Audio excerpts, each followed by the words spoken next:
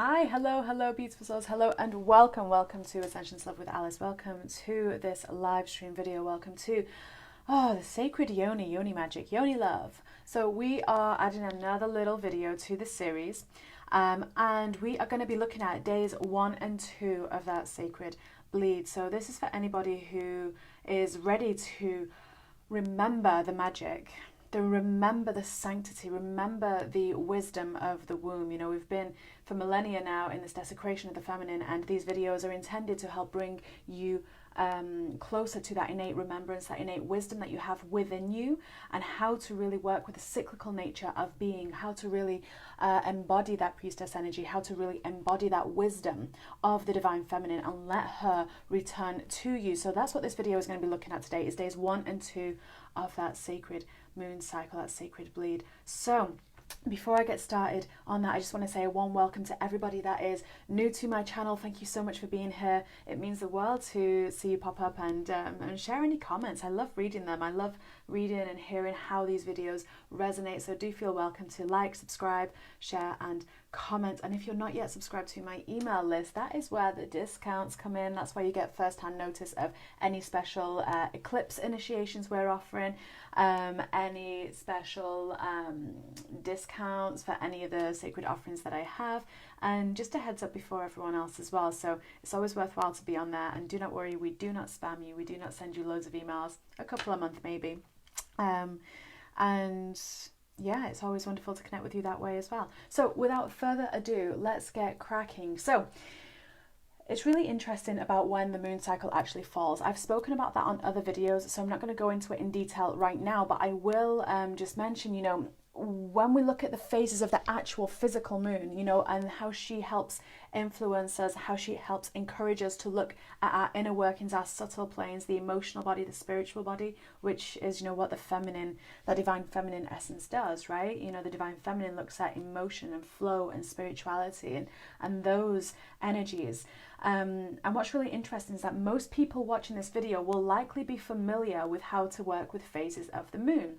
But if you're not, I'm just going to recap super briefly. So you have the new moon. The new moon is like that blank slate. It's like you're placing the intentions, letting them grow, asking for the manifestations, desiring them, aligning with them, planting the seeds in that fertile soil, right? As you go through the waxing phase of the moon up to the full moon, you are encouraged to see what is blocking you, what is obstructing you, so that you can shift and change directions. Your momentum is growing.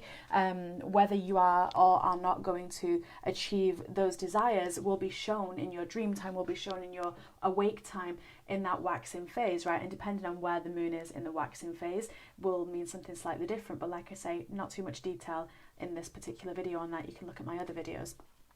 The full moon is when really we're receiving all the abundance for all those seeds that we planted in the new moon, right? So what tended to happen when every woman was synced with her, with the cyclical nature, when we were in flow, when we weren't kind of ignoring how we were feeling, and we weren't ignoring things and doing things under obligation, when we were actually connecting with ourselves and with the elements and with nature, most people would find that they would kind of almost align to a full moon or a new moon, or maybe the first quarter or last quarter, depending on what the wisdom of your womb wanted to bring you and help you with.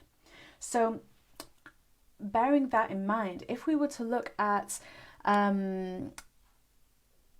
let's see here, so we're looking at day 1 and day 2 of the moon cycle. When you have, now, as without, so within, right? So your personal moon cycle also has those lunar phases, right? To help manifest, to help release, to help let go, to help heal, to help do various things like that. Now, days 1 and 2 of your moon cycle, everything that you've been working on, right? Everything that you've been working on, every emotion you've been healing, every thing that you've been clearing within you and healing within you, when you get to days 1 and day 2 of your moon cycle, she is then physically releasing that, right? Releasing everything you've healed, everything you've processed, everything you've worked through, everything you've been contemplating and really trying to balance out within you, things that may have hooked into you at points, right? She is the physical manifestation, the physical expression, maybe is a better phrase. She's the physical expression of whatever it is that you've healed, releasing, right? So on days 1 and day 2 specifically, you know, she's releasing all those energies that you've cleared, releasing it from the physical body, because when we heal anything within ourselves, we're never just healing on one level, like spiritual level or mental level. We have to go through all the levels of being here on this planet, right? On this beautiful earth star, in this sacred embodiment. So we have to go through the spiritual level, we have to go through the mental beliefs, we have to go through the emotional flow, and we have to release on a physical level as well. Right? So if you have a physical moon cycle, it's a very powerful way to release. And, you know, men as well, you have a different method of doing this, but everyone, regardless of physical anatomy, actually has an energetical moon cycle, right? You all have an energetical womb.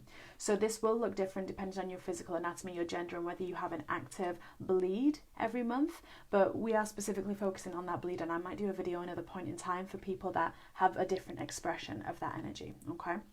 But for those that do have that sacred bleed, so what can you do with that blood now? If you are working more consciously with your moon cycle, you may have already switched to a different method of allowing her to release. So you may be using a cup, for example, instead of a sanitary towel or a tampon or something like that. Once again, that was one of my first videos. Look back on that as to why you might want to switch to a cup, or even go for a wild moon cycle, what some people call it, when you just allow her to express however she needs to, right, without anything to catch her. But listen to your womb, because the wisdom of that space has more knowledge than our minds can even comprehend or think of, right? She's constantly channeling, creating, embodying, becoming, flowing.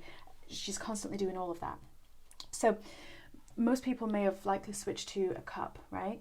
And that's really great, because then you can actually, you know, collect, you know, day 1 or day 2, for example, or even day 3.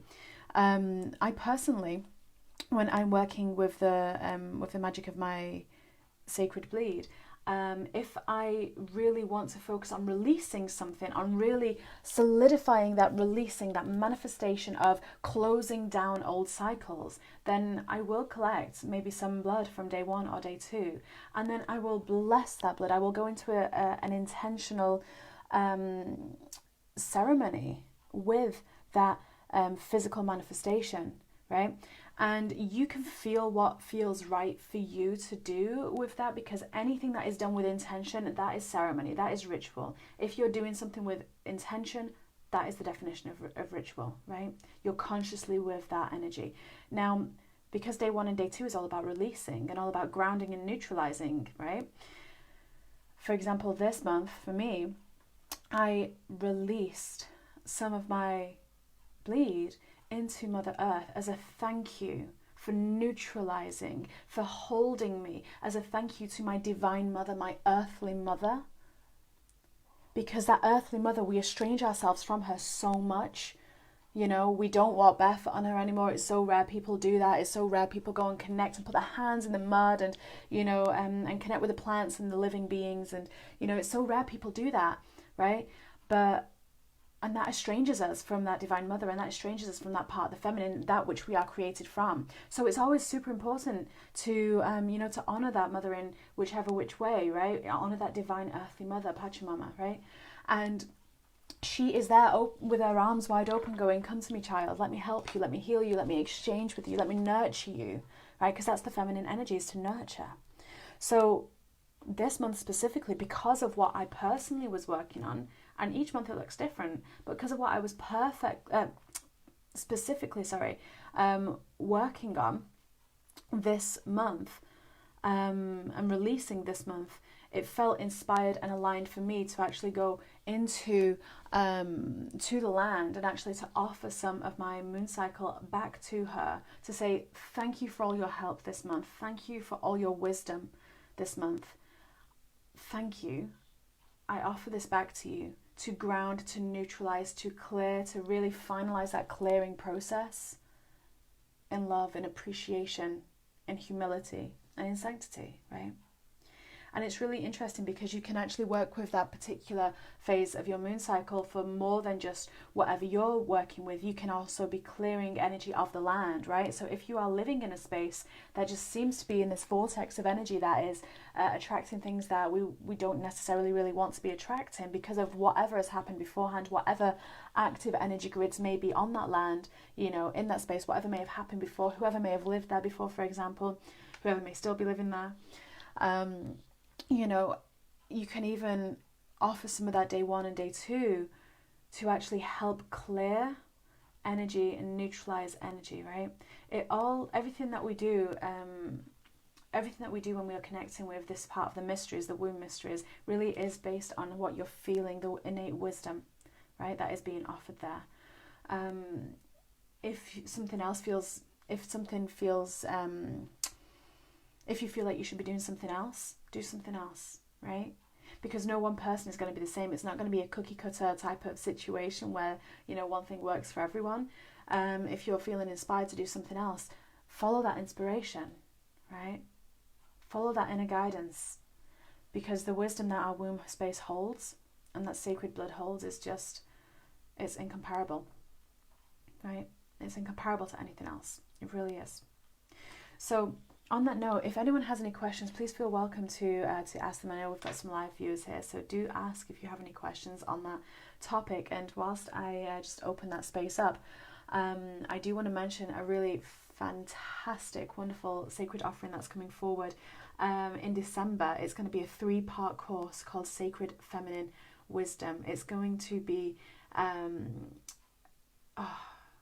just so wonderful. We're going to be tapping into and helping you remember some of the sacred feminine wisdom specific to the womb mysteries, right? Specific to sacred sexuality, to sensuality, to Yoni somatics, to healing, specifically to that.